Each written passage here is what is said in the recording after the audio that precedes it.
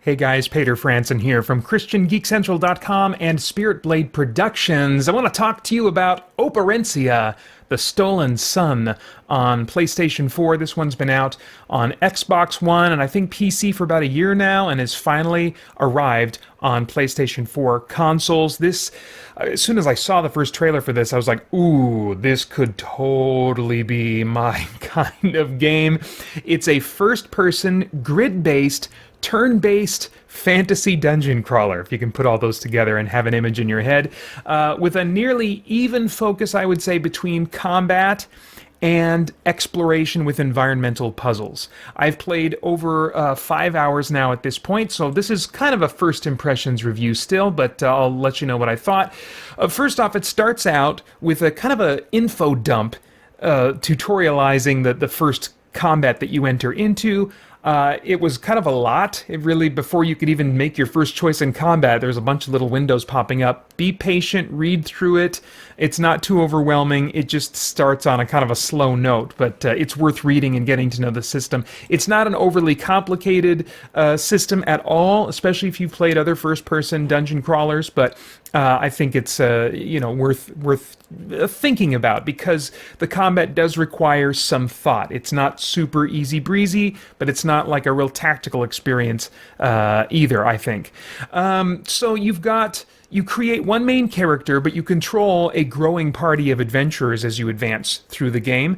The three classes that you have to choose from are fighter, a sort of rogue/ranger class, and a mage or wizard or whatever. And each of those has three main branches in their skill tree that you can invest points in to varying degrees and mix and match, or really focus on one branch if you want. In the fighter tree, you've got a leadership branch, which mostly focuses on like buffing your party, making them more effective or defensive or whatever.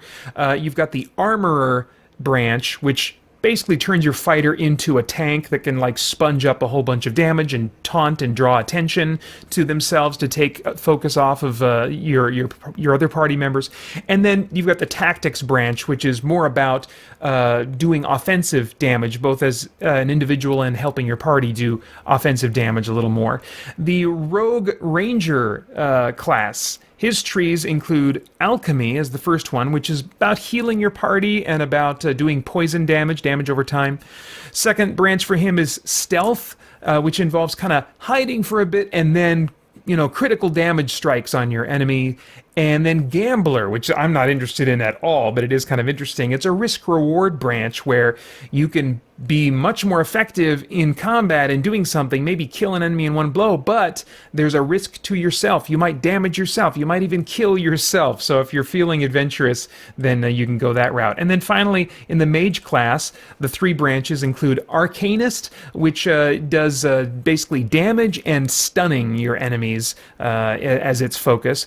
The Scholar branch, which is about stunning and silencing your enemies, but also with a little bit of focus on damage. And then you've got the Elemental branch, which is about doing damage and then lowering defenses from your enemies so that they can take more damage or they can, be dealt more damage by you. I really like the mage class in RPGs whenever I can, so I chose mage.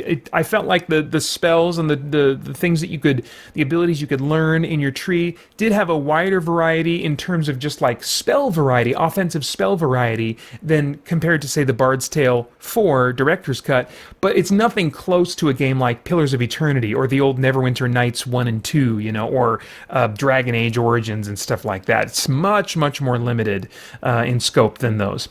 Leveling in this game is it's not too sparse. Maybe about I don't want to propose how often I leveled up, but I felt like you were slow to gain abilities. Every time you level up, you just get one ability point. You can unlock a new ability, or you can increase the effectiveness of an ability, and then the more steady thing you're gaining is just static growth in your statistics. So like your dexterity or your ability to take damage or your ability to deal out more spells more often, those kinds of things, rather than unlocking new abilities. But there was noticeable growth. I could feel it in my characters after I'd leveled up. I'd go back into combat fighting some of the same guys. I'm like, oh, this is going a little bit easier. So it was satisfying in that regard when I would level up.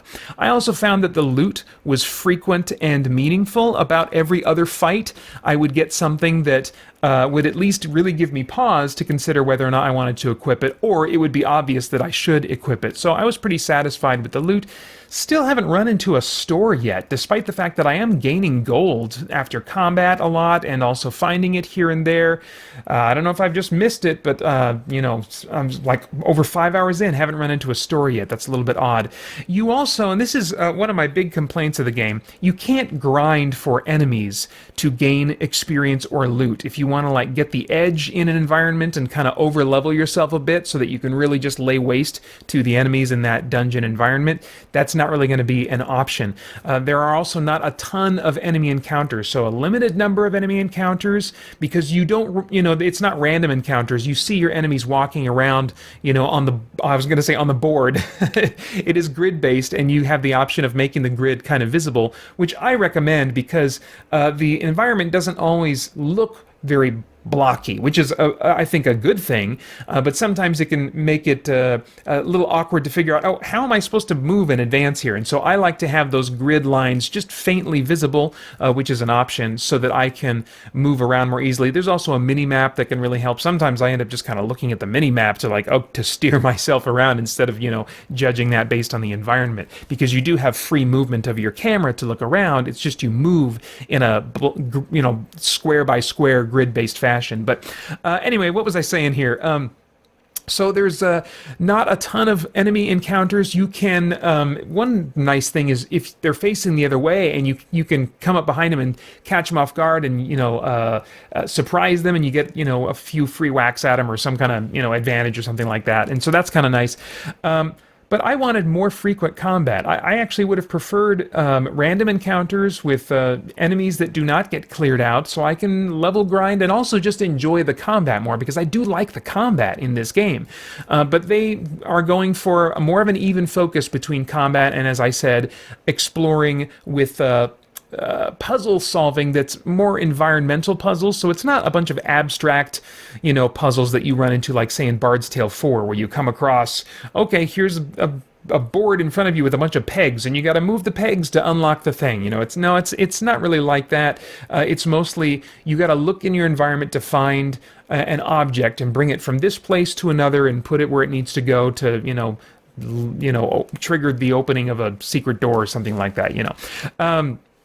And so there are not near as many puzzles as, say, Bard's Tale, but there's also not an option to skip them. And I really felt spoiled when I played Bard's Tale 4 and I had the option to skip most of the puzzles. I really wish that I could do that in this game. But so far they have not been frustrating. I have, but I'll come back to the puzzles in just a second here. I played on all the normal settings. You have basically normal settings and then hard settings for a number of different elements, including how difficult the enemies are, the option to have permadeath, the option to reduce auto-saving, because you can save at campfires, where you can also use firewood, which is a finite resource you can find in dungeons to heal up your guys. But you can also, there's also auto-saving if you're on the on the normal difficulty level. Well, that's removed on the higher difficulty level, and I think maybe some other limitations that I don't know, because I didn't bother going with the harder difficulty. And I think that it's still plenty challenging enough for me on the normal difficulty. I still, in all of my combat encounters, do have to think carefully. It's more involved than a lot of the decision making in a game like Dragon Quest XI, or a lot of the Dragon Quest games, especially getting out of the early entries in that franchise. But it's nothing like a truly tactical game, or like a Divinity Original Sin type of RPG. The tactical depth I find to be very similar to Bard's Tale 4 when you're playing that game on easy. It features a row system for enemies, where you have ranged attacks that are going to do better against enemies that are on the third row back, and you've got melee weapons that are going to do better for the front row, and they both kind of do about the same in the middle row, there doesn't seem to be a way to set up your guys to be in rows themselves, like many games of this type would have you do. It just seems like they get added to your party, and there's no particular row formation you have, which I'm a little bit bummed about because I'm like, you have the ability to taunt once you have like a fighter. Maybe your rogue has that ability too. I can't remember. But apart from that, you have no way to kind of protect your weak magic user and kind of put them in the back. And I wish that you could do that in this game. Let's see here. What else? It's not the row system is not as much of an element as in, say, the Bard's Tale 4. So it's not as much of a tactical element. So missing my party members having rows is not that big of a deal. It's just kind of a minor thing I would have liked. The rogue abilities, I will say, seem to be poorly placed in the skill tree because you start with a rogue as your companion character, and then whatever class you choose. But in the first two main dungeons, the first of which I spent about 4 hours in, has a lot of enemies that are either resistant to poison or immune to poison. So I'm like, I wonder why they didn't start you with some different kind of ability. It's not that I think if they were not resistant, maybe it would make the combat too easy, but my rogue has this toy. He has this cool ability where he can do some poison damage, and I just never felt still don't feel where I'm at now in the second big dungeon area, still don't feel drawn to using that poison ability because so many enemies are immune or resistant to it. The combat animations are flashy and fast. For me, what they're doing is perfect for my tastes in this type of game. A lot of people, will think to themselves, oh, turn-based combat, that's slow. No, it's only slow if you have like a meter that you have to wait for to refill before you can choose an action for your character, or if you have big, lengthy combat animations. But if the game moves at the same pace that you move with your mind as you make choices, then turn-based combat in that context can actually be really fast, and that's the case in this game. Combat moves exactly as fast as you do as you're making choices. So it's satisfying both to think carefully and play conservatively when I'm in combat encounters that call for that, but it's also really satisfying to blaze through easier fights with just rapid, simple choices and equally fast animations and cool-looking, combat stuff going on as I'm doing that. So very, very satisfying in that regard. I do think the enemy variety could be better for my tastes. There are mostly around 4 enemy types per dungeon. Maybe, being a little hard. Maybe it's a little more than that. But I spent close to, as I said, about 4 hours in the first big dungeon area, and with only about 4 different creature types, and some of them even looking kind of the same, after a while I was like, I'd like to see just a little bit more variety. But usually by the time I got to that point, I was getting close to the end of the dungeon. So, and if you're faster at, solving the puzzles than I was, then you might not spend as much time, in those dungeons. And I do like the enemy visual designs of all the enemies I've encountered so far. As I said, on the difficulty choices, that can affect your ability to save. You, at least on the normal difficulty, always have the option to save and quit, which is unfortunate because sometimes I just want to save, and I think probably that's a way they're wanting to limit your saving so they can maintain a sense of risk. But when you have the ability to save and quit at any time, basically, and then reload and be exactly where you left off, then I'm still going to use that option when I think it's, tactically advantageous to me, rather than, walking all the way back to a fireplace, to save, when I don't even need to use firewood to heal up my guys. I just want to save just in case before entering into this next room, So I'm going to do that, but the fact that they make me save and quit and then immediately, load back in. I have to sit through a load screen. It's, it's not terribly long, but it's just kind of like, come on, why, we don't need to do this, do we? Just let me save whenever I want and get right back into the action, if you're going to allow me to get away with it anyway via this, cumbersome workaround. But it's been worth it to do that to me. I've been saving up my firewood as much as I can, because each piece of firewood is what allows you to rest and regain all your health and magic points at a fireplace, which are scattered very sparingly throughout each dungeon. Okay, so as far as the puzzles go, I'm not a puzzle guy. I do not like puzzles, especially abstract ones. So far, the puzzles in this game are not too hard for me conceptually. And I mean, to give you some context, I don't like puzzle games, but I did play through all of Portal 1 and Portal 2, and only now and then would jump online to, get, a handful of times maybe in each of those games would jump on and get some help with a puzzle. So I do have some patience for them. I just tend to, not gravitate toward games with puzzles, and sometimes, especially if they're more abstract, can be just really boring and irritating. But anyway, conceptually, the puzzles aren't difficult so far, but the game fails to present your options in the way that I think it should. For example, I got stuck in a dungeon not knowing what I'm supposed to do next. Went online, did a search to discover that, oh yeah, you got to walk through a false wall. I'm like, a false wall? I don't remember being told anything that there was even potential to run into false walls. And so at that point, I really started looking at every wall and is that one false? Oh, that one does look a little bit funny. Maybe that's a false wall, But it doesn't tell you that there's even potential for false walls. And on top of that, it's very inconsistent which objects are able to be interacted with.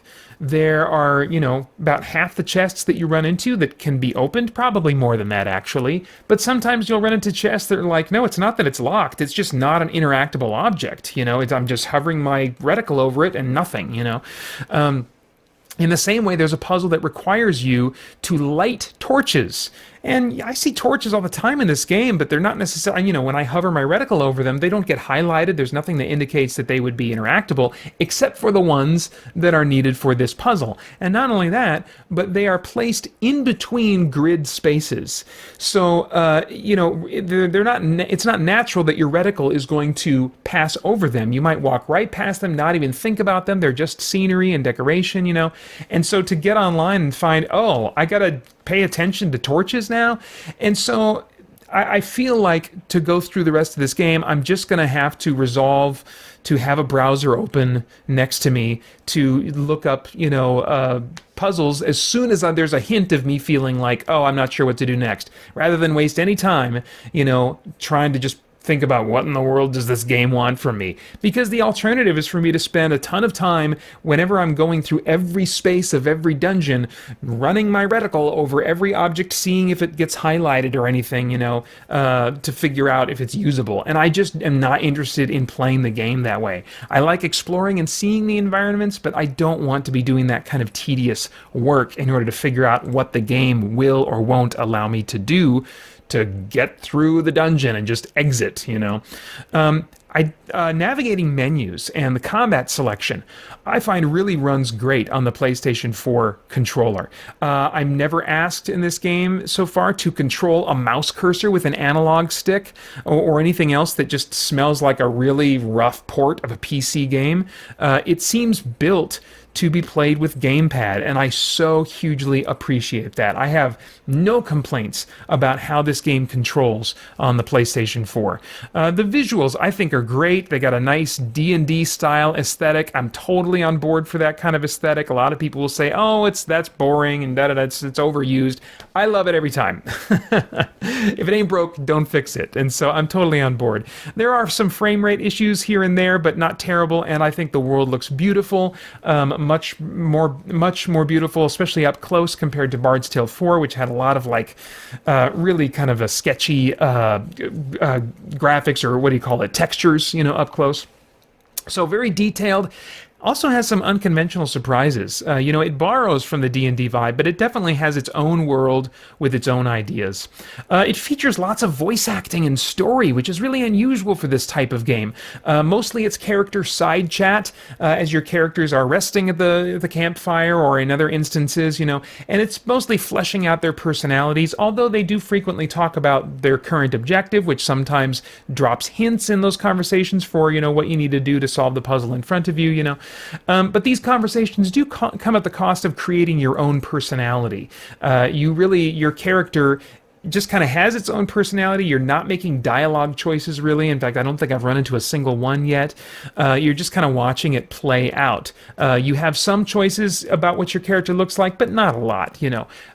So there are pros and cons with how much they've fleshed things out with the voice acting. And the voice acting I also find to be a mixed bag. There are some very fitting voice performances, like I feel like my mage and my rogue are fitting for what they're doing, but there are some that feel stale to me, or like they're being voiced by a non-actor, maybe somebody on the development team, or a volunteer of some kind. You know, it's not bad enough or inconsistent enough yet for me to turn off the voice acting, but you know, we'll see. I'm already skipping most of the sentences of dialogue halfway through the actor's performance just to kind of move things along. The sound design I also think is really nice. I don't have a lot to say. The music that is in the game feeds that dark fairy tale sort of vibe, and the sound effects really, I feel like, make exploration immersive, as to use a buzzword that's overused all the time in reviews. The lore of the world, as I mentioned, this world has a slight fairy tale vibe to it, but a dark fairy tale vibe in addition to the overriding D&D aesthetic. You know, your characters are following dreams, and there are legends that they've heard of old curses, you know, and so that's what I mean by kind of that fairy tale vibe, and they're following these legends to get to the bottom of the world's troubles. The cutscenes feature a sort of animated paper look that enhances the storybook quality of the narrative, so just little touches here and there give it that vibe. There's lots of lore entries, and they are written as these colorful journal entries of the party members, which not only fleshes out the lore, but it comes from their perspective, and so it's fleshing out their characters at the same time. Normally, I would have almost no interest in reading, lore stuff, lore entries, but this I'm actually interested in because it reveals more about who the characters are, and that's a very welcome kind of a choice for this kind of game. One party member comments on the pantheon of gods, but also at the same time says he may not even believe that they exist, and so I do think, as a side note, that there's some potential for real-world parallel issues involving faith in this game, but this game is mostly about an imaginative adventure quest. I don't think so far that they're really interested in exploring or making commentary, on real-world faith based on parallels that they present for the characters and the story in this game, but there's some potential there. We'll see what happens. I love the look and feel of this world. I love the flow of combat. I wish it was really a lot more about those things. I'm content with, tolerating the puzzles for now, with a browser at the ready to ask quick questions when I don't have any patience, which is going to be probably pretty frequent. I definitely plan to play this one to the end, but I'm not enjoying it as much as The Bard's Tale 4 Director's Cut yet, and Deep Sky Derelicts has really gotten its hooks in me and is scratching my turn-based dungeon crawling itch for now. So I'm not feeling a super strong pull to make this my main game. For a game that's similar to this on a lower budget, if you're wanting to steward your finances more responsibly right now, I'd recommend a little game called Elminage Original. You can get it on PC, on PSP, on the Vita, or the PlayStation TV. The visuals are not near as nice as this, but it has that D&D aesthetic, despite being a game made in Japan. Or maybe it's not Japan, but somewhere in, I think, an Asian country maybe. Anyway, has far fewer puzzles, lots more character classes, some really nice loot, bunch of skill trees, tons of abilities and spells, much wider enemy variety. So again, if you want a budget option without all the animations and visual flourishes and polish of a higher budget game like this, then Elminage Original is one you could consider. So in some regards, there are better console options available for this type of game for my money, but not many. This is a really solid experience that I'm enjoying a lot, and I look forward to playing a lot more of it. All right, those are my thoughts. I'd love to get yours in the comments below, and then I hope you'll join us soon over at christiangeekcentral.com as we continue to geek out and seek the truth. Hey guys, thanks for tuning in. We've got a ton going on here at Spirit Blade Productions and Christian Geek Central, including our in-depth Bible study for geeks, movie, game, and other entertainment reviews or commentary, live streams, Christian geek news, original audio dramas, and tons more. And on top of all that, you can become a Spirit Blade insider with an influential voice and get access to exclusive content and rewards. It's your involvement as a patron that will keep all of this going and growing. So I want to thank you for your consideration in that. For more information, please check out our Patreon page through the link below at patreon.com/spiritbladeproductions. Thanks for listening.